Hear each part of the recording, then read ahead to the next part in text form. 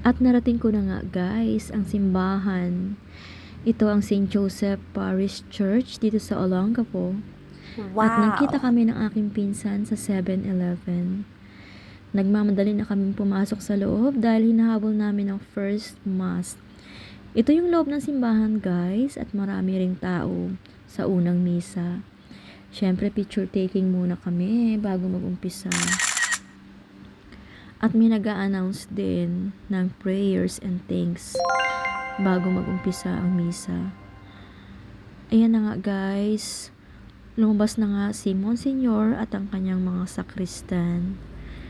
At iyan na, umpisa na ng misa. Syempre guys, makinig tayo muna ng homily at ilang minuto mangungumunyo na tayo. Yan guys. At sa araw-araw nating pamumuhay, syempre kailangan nating magpasalamat. Yes!